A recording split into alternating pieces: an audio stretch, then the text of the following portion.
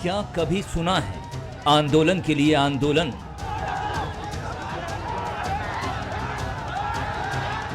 क्या कभी किया है आंदोलन के लिए प्रदर्शन?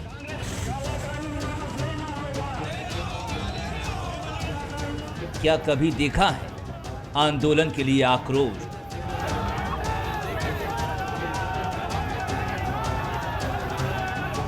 नहीं देखा तो ये देखिए।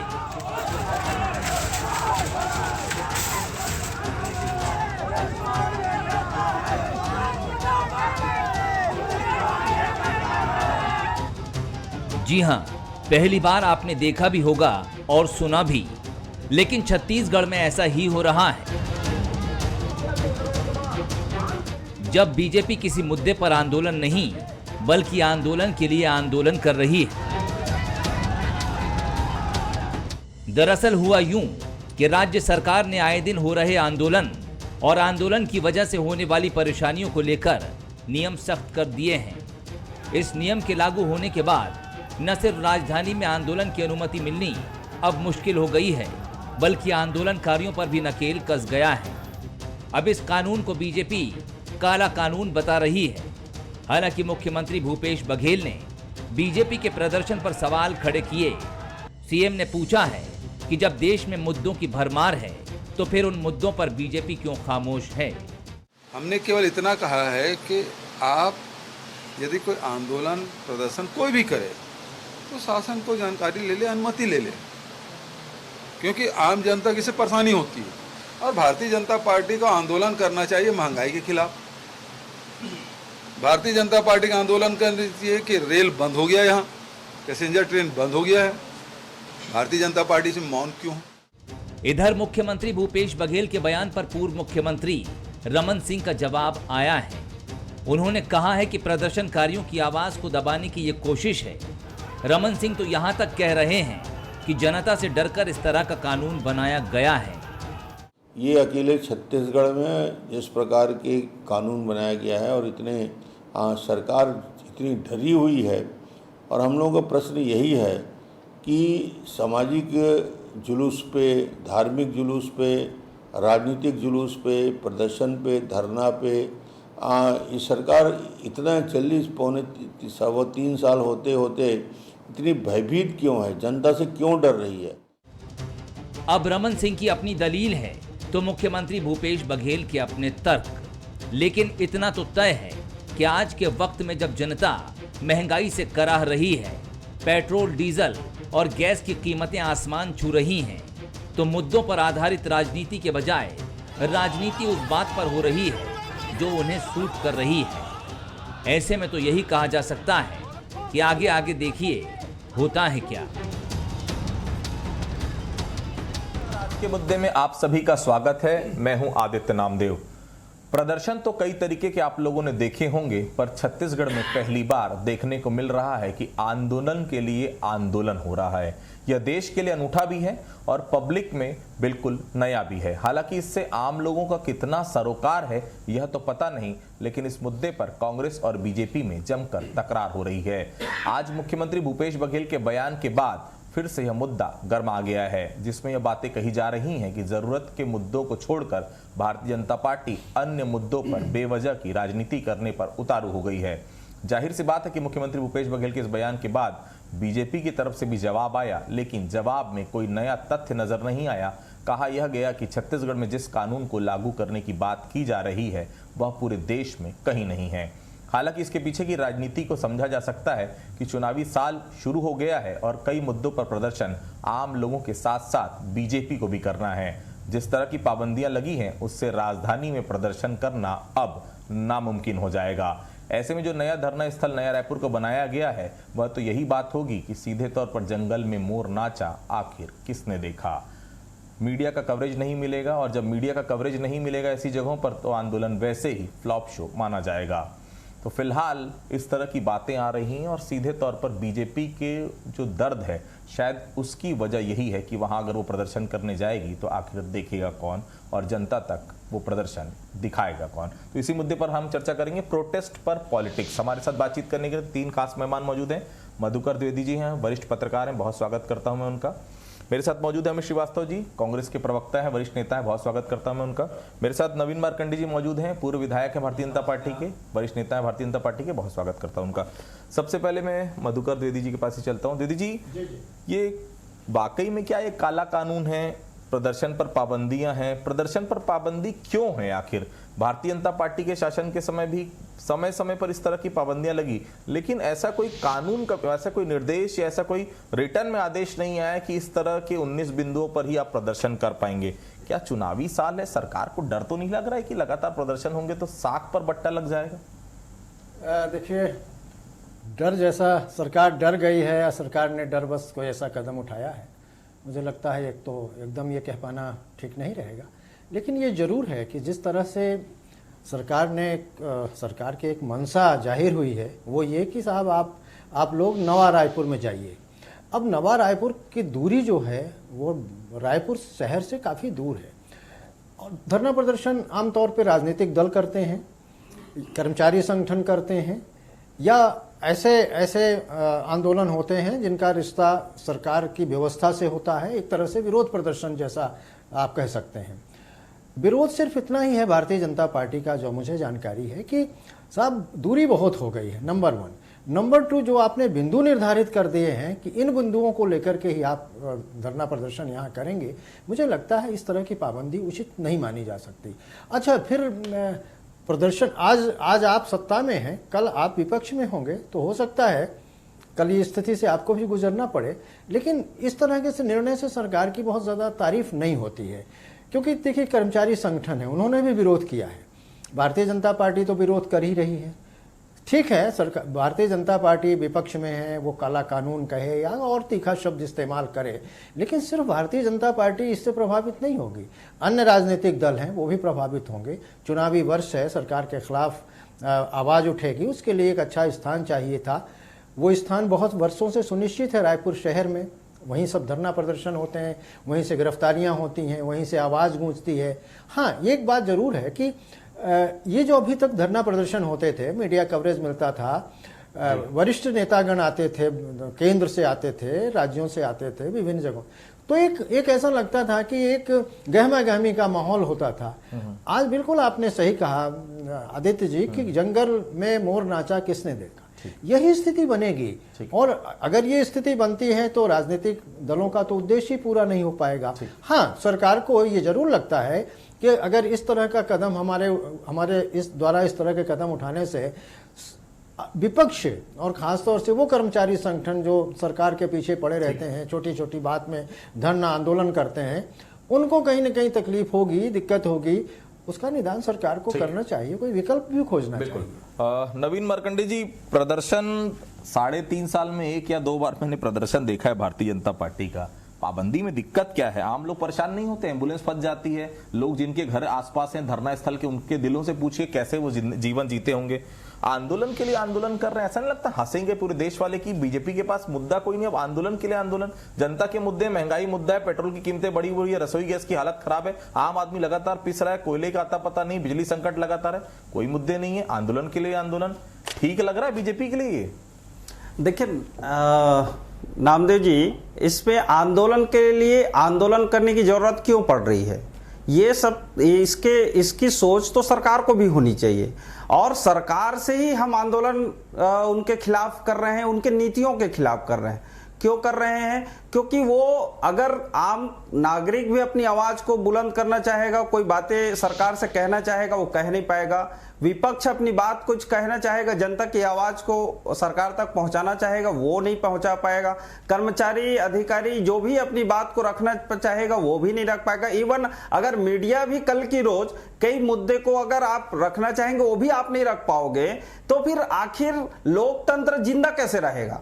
दूसरी चीज ये है कि भूपेश बघेल जी सीधा उसी राह पर चल रहा कि जिस समय में एक समय में पूरा देश में आपातकाल लगाए थे इंदिरा गांधी जी, और सारे लोगों लोगों को जेल में डाल दिया था। आज वही स्थिति है। अब इसका ताजा उदाहरण कैसे दे रहा हूं कि आप देख रहे हैं कि यहां धरना स्थल पर रायपुर में अलग अलग जो है संविदा कर्मी हो, मितानिन हो, आंगनबाड़ी के, तो क्या उनके साथ क्या सलूक कर रहा है सरकार? आके उनके पर लाठी चार्ज कर रहे हैं, उसको वहां से हटा रहे हैं, उनके टेंट वगैरह को जब्ती बना रहे हैं। नया रायपुर में किसान आंदोलन चल रहा है, उसके लिए उनसे बात करने के लिए भूपेश बघेल ने इसके मंत्रिमंडल के उप समिति बनाया है। अब वही भूपेश बघेल जी और उनके सरकार कह रहे हैं कि वो आंदोलन जो है अवैध है। अब मैं ये पूछ रहा हूं कि जब आंदोलन अवैध आप मान रहे हो तो मंत्रिमंडल की उप समिति बनाए वो भी अवैध है। तो आप जो जिस तरह से किसानों के ऊपर वहां लाठीचार्ज किए, उसमें किसान आंदोलन में डेथ हो गया, और आप उनके तंबू और उनके टेंट सारे उखाड़ के वहां से भगा दिए। आज भी 200 दिन हो गया, आज भी उसको परमिशन आपने नहीं दिया है। इसका मतलब क्या है? अगर वो अवैध है तो आप अवैध आंदोलन होने कैसे दे रहे हैं? और दूसरी चीज है, अगर मान लो जाए आपने ये परमिशन नहीं दे रहे हैं तो लोकतंत्र की हत्या कर रहे हैं, और आप बीजेपी के ऊपर कहे कि कर्मियों का जब आंदोलन था, यहाँ सब लोग बैठे हैं, मधुकर द्विवेदी जी बहुत सीनियर हैं, उनको भी याद होगा, शिक्षा कर्मियों का आंदोलन जेल के अंदर घुस के खत्म कराया गया था। ओपी चौधरी उस समय कलेक्टर हुआ करते थे रायपुर के।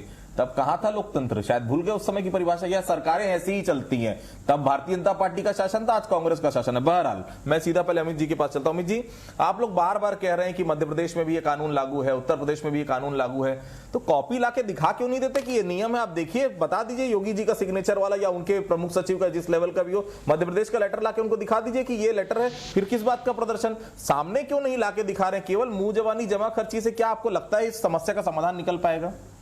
आदित्य जी, सबसे पहले मैं आपका जवाब जरूर दूंगा, लेकिन सबसे पहले भाजपा के सम्मानित प्रवक्ता का जवाब देना चाहूंगा। उन्होंने लोकतंत्र की बात की थी। इस देश में हमारे को सबको अधिकार प्रदत्त है आंदोलन करने का, किसी को कोई दिक्कत नहीं है। और इनके द्वारा 2007 में पुलिस, छत्तीसगढ़ पुलिस अधिनियम की धारा 34 से पढ़ लेते तो शायद आज ये गलत बयानबाजी नहीं करते। और इसीलिए मैं आपको बताना चाहता हूं कि हमने इनके समय में जो कानून 2007 में लागू किया था, शब्दशः वो कंटिन्यूएशन में आज चला आ रहा है। और जिस प्रकार से अगर उस समय के हमारे आज लोकप्रिय पश्चिम के विधायक अगर वो विधानसभा कूच करना चाहते थे तो 23 बिंदुओं के साथ उनको परमिशन मिली थी। अभी मधुकर भैया कह रहे थे कर्मचारी नेता ईश्वर प्रसाद साहू जी ने आवेदन दिया था, 19 बिंदुओं के साथ उनको परमिशन दिया गया था। और उसी प्रकार से अशरफ हुसैन, हमारे जो यूथ कांग्रेस के साथी थे, उन्होंने आवेदन दिया था, तो 17 बिंदुओं के साथ उनको मुंह जबानी आप लोग बोल रहे हैं मध्य प्रदेश में यही, यूपी में ही है, नहीं तो आप ला के दिखा दीजिए, नवीन जी के हाथ में दे दीजिए, खत्म। देखिए, जिस प्रकार ये कह रहे हैं कि लोकतंत्र को, मैंने लोकतंत्र की जो बात कर रहे थे मैं वो बता देता हूं कि आप आंदोलन कर सकते हैं। शासन को बता दीजिए कि कितना आंदोलन जो आप कर रहे हैं, कितने लोग आ रहे हैं, और जिस प्रकार से धरना स्थल को चेंज करने की बात है, वहां के रहवासी कितने परेशान थे। सारे लोग हमारे मंत्री और मुख्यमंत्री जी से मिलकर निवेदन किए थे कि उनका जीना दुश्वार हो गया था। आदित्य जी, शायद आप भी आगे वहां पर रहते हैं और इस चीजों को भली भांति आप समझते हैं, आपने उस चीज को फेस किया है। और रही बात, मैं आपको आपके माध्यम से एक और बात कहना चाहता हूं कि जिस प्रकार से अभी इन्होंने कहा और आपने कहा, तो मैं आपके माध्यम से बताना चाहता हूं कि अजगर करे ना चाकरी, पंछी करे ना काम, और जो मुफ्त में आंदोलन करे भाजपाई नेता उसका नाम, मुफ्त में जो नौटंकी करे भाजपाई नेता उसका नाम। और Aditya ji, just give me 1 minute, मैं आपको अभी दिखाऊंगा जो योगी आदित्यनाथ जी ने ट्वीट करके कहा था, वो सारा था आदित्य जी, क्योंकि आपको भी पता है आज चैनल में डिबेट का हमारा टॉपिक बदल गया था। नहीं तो मैं सारे डॉक्यूमेंट्स, परसों जब हमने इस पर डिबेट किया था, सारे डॉक्यूमेंट्स मेरे यहां पर आप ही के यहां से मैंने प्रिंट आउट निकाला था। तो मैं आपको 1 मिनट में, वो मेरे पास होगा व्हाट्सएप में, मैं निकाल लेता हूं और आपको अभी मैं दिखाता हूं। मैं पहले नवीन जी के पास चलता हूं। नवीन जी, मैंने फिर कहा, फिर वही सवाल मैं दोहराऊंगा, महंगाई, 1000 रुपए रसोई गैस पहुंच गई। नवीन जी, आप भी गाड़ी में पेट्रोल डलाते होंगे, आपकी वाइफ भी घर में यूज करती होंगी, क्या लगता नहीं कोयले की समस्या, बिजली की समस्या, महंगाई, इस पर बात नहीं होनी चाहिए? क्या बात कर रहे हैं? आंदोलन कब होगा, क्यों नहीं हो पा रहा है, क्या बिंदु है, नया रायपुर क्यों जाएंगे, मीडिया कवरेज नहीं मिलेगा, सरकार जो है कहीं ना कहीं डर गई है। महंगाई के लिए तो उठिए, 9 सांसद हैं 11 में से आपके पास, कब आएंगे सामने? क्यों नहीं रिलीफ पहुंचाते? क्यों नहीं पेट्रोल डीजल की रेट कम होते? क्यों नहीं रसोई गैस का रेट कम होता? या ये मुद्दे नहीं है जनता से जुड़े कि यही मुद्दा है कि आंदोलन क्यों नहीं हो पा रहा है? तो मैं भी वही चीजें आपको बताया हूं आदित्य जी, कि जब आप लोगों के मुंह टेप लगा देंगे, चिपका देंगे, तो भाई आवाज किधर से निकालेंगे। दूसरी चीज ये है कि यही चीज के लिए तो हम आवाज उठा रहे हैं कि भाई आप जनता के, लोकतंत्र के मुंह पर टेप मत चिपकाइए, आप उनको आवाज को सामने लाने दीजिए। दूसरी चीज ये है कि आप देख रहे हैं कि अगर छत्तीसगढ़ में भूपेश सरकार 42% जो है सेंट्रल एक्साइज के भी पैसा लेते हैं, और दूसरा चीज यहां पर आप देख रहे हैं कि 24% जो है यहां जीएसटी का भी पैसा लेते हैं, लगाते हैं। अब दो बात इन लोग अगर उसमें लगाते हैं और लेते हैं, तो वही चीज को तो मोदी जी ने बीच में कहे कि भाई आप अपने उसमें जो है लोकल जो टैक्स लगाते हैं आप उस पर आप कम कीजिए, और उसको कम नहीं तो जो रेट आगे बढ़ा है तो उसी का तो जो 42% ये जो है यहां ले रहे हैं, क्या उस 42% को छोड़ेंगे क्या? पहली बात। दूसरी बात ये है कि लोकतंत्र की बात अगर हम कह रहे हैं तो मैं ये पूछ रहा हूं कि जब भूपेश बघेल जी यहां आजाद चौक पर गांधी जी की प्रतिमा के सामने जब वो धरना प्रदर्शन पूरा मंत्रिमंडल किए, तो क्या ये कानून, ये नियम का पालन किए क्या? अगर किए तो क्या वो सेंट्रल जगह है और फ्रंट लाइन है तो वहां पर लोगों को तकलीफ नहीं हुई? अगर हुई है और गलत नियम के जो है विपरीत अगर उसने धरना प्रदर्शन किया है, तो क्या मैं पूछता हूं कि उसके ऊपर एफआईआर होगा क्या? क्यों उसको परमिशन दिया गया? क्यों मुख्यमंत्री होकर यहां धरना प्रदर्शन किया, पूरा शासन प्रदर्शन किया? तो उस समय इनका नियम कानून कहां चला गया? आप अपने लिए दूसरा नियम लगाते हैं, जनता के लिए दूसरा नियम लगाते हैं, विपक्ष के लिए दूसरा नियम लगाते हैं, तो ये तो लोकतंत्र की हत्या ही कहेंगे ना। अमित जी मैं लौटूंगा आपके पास, मधुकर भैया मेरे साथ मौजूद है। मधुकर जी, ये जो नियम बना है, निर्देश जो जारी हुए हैं, कानून तो नहीं कहूंगा मैं क्योंकि निर्देश जारी हुए हैं, 19 बिंदुओं पर, वो बिंदु है बहुत साफ है कि आप छत्तीसगढ़ की राजधानी रायपुर में प्रदर्शन नहीं कर सकते उन बिंदुओं के साथ। चुनावी वर्ष भी है, प्रदर्शन लगातार बढ़ेंगे और प्रदर्शन पिछले 6 महीने से काफी बढ़ भी गए, ये भी आपने देखा होगा। प्रदर्शन करना, अपनी बातों को सामने रखना हर किसी का अधिकार है, संविधान ने उसको ये अधिकार दिया हुआ है। लेकिन जिस प्रकार से प्रदर्शन हो रहे हैं और जिस प्रकार से पाबंदियां लग रही हैं, ये नहीं लगता कि नया रायपुर जगह आपने आइडेंटिफाई कर दी? छत्तीसगढ़ की राजधानी रायपुर में ऐसी कई जगह हो सकती थी जहां पर धरना प्रदर्शन के लिए जगह दी जा सकती थी, और जो नियम कायदे बनाए गए वो ऐसा नहीं लगता कि बहुत ज्यादा ऐसे ही सख्त बना दिए गए हैं कि प्रदर्शन करना ही मुश्किल हो जाएगा? बिल्कुल सही कहा आपने जी। दरअसल प्रजातांत्रिक व्यवस्था में खासतौर से राजनीतिक दलों को और उन लोगों को भी, उन संस्थाओं को भी जो सरकार से मुतमईन नहीं होते, अपनी बात कहने का हक है, अधिकार है, और इसके लिए समय समय पर लोग इन सब चीज़ों का सहारा लेते हैं। मुख्य जो बात है वो स्थान परिवर्तन की है, बाकी सब चीज़ें सेकेंडरी हैं। अभी जो धरना प्रदर्शन का स्थान नियत है वो है विवेकानंद सरोवर के पास का स्थान है, आइडेंटिफाई है वर्षों से, जब से छत्तीसगढ़ राज्य बना वहीं धरना प्रदर्शन, आंदोलन, इस तरह की बात सब होता है। अब मुख्य मुद्दा स्थान परिवर्तन का। आज भारतीय जनता पार्टी जो चिंतित है वो इसलिए बहुत ज़्यादा चिंतित नहीं है कि जो बिंदु तय किए गए हैं वो बहुत ऐसे हैं कि हम पालन नहीं कर पाएंगे। मुख्य जो झगड़ा कह सकते हैं आप उसको, वो है स्थान परिवर्तन का। स्वाभाविक तौर से भारतीय जनता पार्टी और कर्मचारी संगठनों का जो कहना है वो बहुत ज़्यादा ऐसा नहीं है कि वो गलत है। देखिए, आंदोलन का उद्देश्य क्या होता है? आंदोलन का उद्देश्य होता है धरना का, प्रदर्शन का, अपनी मांगों को मंगवाने का जो सलीका तरीका होता है कि हम जो कह रहे हैं, जो हम बात कह रहे हैं वो जनता जनार्दन तक जाए, सरकार के कानों तक पहुंचे, और कार्यकर्ता या जो पदाधिकारी हैं, जो कर्मचारी हैं, जो प्रभावित हैं, वो भी खुल करके अपनी बात कहें। 25-30 किलोमीटर पहुंचना कर्मचारियों के लिए, राजनीतिक पार्टी के सामान्य कार्यकर्ता के लिए कठिनाई वाला कदम होगा। इसलिए मुझे लगता है सरकार को इस निर्णय को थोड़ा सा इसमें पुनर्विचार करना चाहिए। मुझे नहीं लगता कि राज्य सरकार बिल्कुल एकदम एडॉमेंट है कि नहीं अब हमने जो कह दिया वो बिल्कुल ऑर्डिनेंस हो गया, अब उस पर कुछ नहीं हो सकता। ये भी प्रिलिमिनरी एक बात शुरू हुई है, ठीक है, राजाज्ञा निकल गई है, उसमें संशोधन भी हो सकता है। लेकिन अगर देखिए, अभी रमन सिंह जी को मैं सुन रहा था, रमन सिंह जी जैसे गंभीर व्यक्ति एकदम कोई अपनी प्रतिक्रिया दे दें इस तरह का कि बड़ा बड़ा जबरदस्त अन्याय है और सरकार जो है बिल्कुल ऐसा कर रही है कि हाँ, तो ऐसा थोड़ा सा ये बातें मुझे लगता है कि मुख्यमंत्री संवेदनशील हैं, मुख्यमंत्री स्वयं उस पृष्ठभूमि से आए हैं जो गांव ग्रामीण किसान सबसे वाकिफ हैं। तो अगर ये बातें मुख्यमंत्री लेवल पे हो, डॉक्टर रमन सिंह जी पूर्व मुख्यमंत्री रहे, तो ये ऐसा मुद्दा नहीं है बिल्कुल कि जो नहीं बिल्कुल हम तो पीछे बिल्कुल नहीं हटेंगे और जो हमने कह दिया वही फाइनल है, ये सुलझ जाएगा। लेकिन चिंता का विषय भारतीय जनता पार्टी के लिए तो ये है, क्योंकि ये 1.5 वर्ष बाद जो चुनाव आएगा, उस चुनाव के पहले भारतीय जनता पार्टी इस तरह का माहौल बनाना चाहेगी कि वो सरकार के खिलाफ एक वातावरण समाज में बने, जनता जनार्दन को लगे कि भारतीय जनता पार्टी बहुत सक्रिय है। ठीक है। अब स्वाभाविक है अगर उसके प्रदर्शन में कहीं ना कहीं व्यवधान आएगा, अपनी बात वो ठीक से नहीं कह पाएंगे, जो कहेंगे वो मीडिया में नहीं छपेगा, आम जनता उसको नहीं सुन पाएगी। आज धरना प्रदर्शन स्थलों में क्या होता है, राह चलते लोग रुक जाते हैं, राह चलते लोग रुक जाते हैं, सुनते हैं। तो ये सब से मुझे लगता है भारतीय जनता पार्टी वंचित हो जाएगी। अमित जी, मैं अमित जी आ रहा हूँ बस। अमित जी, भारतीय जनता पार्टी ये आरोप लगा रही कि आप लोग डर गए हैं, पाबंदियां क्यों?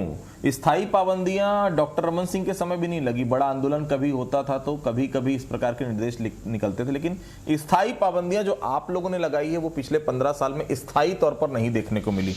रीजन क्या है इसके पीछे? थोड़ा सा समय चाहूंगा आतिथि जी, आपने प्रश्नों की बौछार कर दी, और एक मैं बताना चाहता हूं कि हम वो पार्टी के सदस्य हैं जो अंग्रेजों से नहीं डरे, तो इन कमीशन खोरों से क्या डरेंगे, ये मैं बड़ा स्पष्ट आपके माध्यम से कहना चाहता हूं। क्योंकि डॉक्टर रमन सिंह जी ने कहा था 1 साल कमीशन खोरी मत करिए, 30 साल सरकार रहेगी। इस परिप्रेक्ष्य में मैंने ये वक्तव्य दिया है। रही बात अभी आपने कहा था ऐसा आदेश दिखा दीजिए, तो मैं आपके माध्यम से एक 10 सेकंड का एक आदेश पढ़ना चाहता हूं। सुप्रीम कोर्ट का क्रिमिनल पिटीशन नंबर है 27 और 2007 में रीट पिटीशन था, उसका आदेश दिल्ली हाई कोर्ट ने जजमेंट जो दिया था चांदनी चौक के परिप्रेक्ष्य में, लास्ट लाइन आपके माध्यम से मैंने पढ़कर चाहता हूं कि undertaking is taken from the organization of धरना rally, they have would able to terms and condition and maintain peace। अगर आप चाहेंगे तो ये आदेश आपके माध्यम से मैं जनता को भी दिखाना चाहता हूं। और दूसरा कि इनका चाल चरित्र और चेहरा जो आपने कहा था कि आदेश दिखा दीजिए, तो मैं आपके माध्यम से एक और आदेश दिखाना चाहता हूं। मैं एक minute Aditya ji, let me complete. मैं एक चीज जी बिल्कुल, ये है आपके चैनल के माध्यम से मैं दिखाना चाहता हूं। सीएम ऑफिस ऑफ यूपी, अब आज योगी आदित्यनाथ जी का ऑफिशियल अकाउंट है, ट्विटर अकाउंट, और उसमें वो कह रहे हैं कोई शोभा यात्रा धार्मिक जुलूस बिना विधिवत अनुमति के ना निकाली जाए, अनुमति से पूर्व आयोजकों की शांति सौहार्द कायम रखने के संबंध में शपथ पत्र लिया जाए, केवल और केवल उन्हें धार्मिक जुलूस को दिया जाए जो पारंपरिक हो, नए आयोजन की अनावश्यक अनुमति ना दिया जाए। ये देखिए, ये है असली चाल चरित्र और चेहरा। और दूसरी बात आपने कहा, बिल्कुल मैं नवीन जी को दे दूंगा, चाहेंगे भाजपा के पेज में जाके उसको शेयर भी कर दूंगा। लेकिन मैं आपको बता दूं आदित्य जी कि मैंने जैसा कहा, ऐसा छत्तीसगढ़ शासन का कोई भी ऐसा काम करने का इच्छा नहीं है। हम छत्तीसगढ़ की 2 करोड़ 80 लाख जनता की खुशहाली के लिए, समृद्धि के लिए काम कर रहे हैं। 15 साल आप लगातार विपक्ष में रहे, आपने देखा है विपक्ष की राजनीति कैसे होती है। डंडे बहुत खाए हैं, लगातार प्रदर्शन आप लोगों ने किया, सड़क की लड़ाई लड़ी है। अब सड़क की लड़ाई लड़ने की बारी भारतीय जनता पार्टी को है, लड़ने दीजिए लड़ाई। सामने आप हैं, जब अच्छा काम कर रहे हैं, क्या दिक्कत है? धरना प्रदर्शन होने दीजिए, चक्का जाम होने दीजिए, आन दीजिए सड़क पर। जनता तो देख रही, जनता आपको भी देख रही, जनता इनको भी देख रही है, जनता फैसला कर लेगी। बिल्कुल करिए ना, आप परमिशन ले लीजिए। नॉर्म्स ना, अगर आपका इंटेंशन अच्छा है, आप क्यों घबरा रहे हैं? आप परमिशन ले लीजिए, अगले 1.5 साल की परमिशन ले लीजिए और धरना प्रदर्शन रोज करिए। अरे आदित्य जी, हम तो उस पार्टी के सदस्य हैं जब इनकी सरकार थी, इनकी पुलिस थी, हमारे कांग्रेस भवन बिलासपुर में कार्यकर्ताओं के साथ मारपीट लाठीचार्ज हुई थी। हम इनसे घबराने वाले नहीं है। लेकिन आपके चैनल के माध्यम से बड़ी स्पष्टता के साथ मैं ये कह दूं कि छत्तीसगढ़ सरकार किसी भी आंदोलन को दबाने ना उनका प्रयास हमारा है, ना आगे रहेगा। लेकिन भाजपा जो दिग्भ्रमित करने का प्रयास करती है, मुझे एक पंक्ति बस बोलने दीजिए। हम आ भी भरते हैं तो ये करते हैं बदनाम, और ये कत्ल भी करते हैं तो उसकी चर्चा से भागते हैं। आखिर क्यों? नवीन जी, छोटा सा एक फिर मुझे समय करना जी। मैं आदित्य जी, मैं ये कहना चाहूंगी, एक काला कानून नहीं है। एक तो लोकतंत्र को दबाने के काला कानून है, एक है दूसरा काला कानून एक किसानों के लिए निकाले हैं कि ये गोटी माटी और खरसी की जो खाद बनाकर उसको बिना परीक्षण के अनिवार्य कर दिया है जनता को लेने। 1 एकड़ में 1,000 रुपया अतिरिक्त लागत हो रहा है। तो ये 2 काला कानून है और मैं आपके चैनल के माध्यम से निवेदन करता हूं कि ये जो भूपेश बघेल जो है उसको वापस ले और अनिवार्य किसान नहीं कहा आपने, जबरदस्ती ना बेचे, किसान पे लाठियां चलवाई, आपके केंद्रीय मंत्री जो आपसे मिलने तक नहीं गए, आप किसान भाइयों की बात कर रहे हैं। किसान भाई आपने समझ चुका है, राजनीति को कांग्रेस बंद करे। ठीक है अमित जी, तो देखिए 2023 नजदीक है और दोनों ही पॉलिटिकल पार्टी जानती है कि 1.5 साल का समय चुनाव में बचा हुआ है। भारतीय जनता पार्टी चाहती है इन 1.5 सालों में अधिक से अधिक धरना प्रदर्शन, जनता से जुड़े मुद्दे अधिक से अधिक जो है सड़कों पर आए, ताकि जनता का साथ जो 2018 में नहीं मिल पाया था वो 2023 में मिले। कांग्रेस भी यही चाहती है कि जनता अगर उनके साथ आ रही है, धरना प्रदर्शन हो रहा है, तो धरना प्रदर्शन कम से कम शहरों में ना नजर आए। और धरना प्रदर्शन अगर वो कर रहे हैं तो उनको भी मालूम है विपक्ष जो है लगातार एग्रेसिव हो रहा है। धरना प्रदर्शन अगर करें तो नियम और शर्तों के साथ करें। तो फिलहाल आज के मुद्दे में इतना ही। आप सभी लोग हमारे साथ जुड़े, आप सभी लोगों का बहुत बहुत धन्यवाद। आज के मुद्दे में फिलहाल इतना ही, कल किसी अन्य मुद्दे पर फिर से मुलाकात होगी, तब तक के लिए बहुत बहुत धन्यवाद।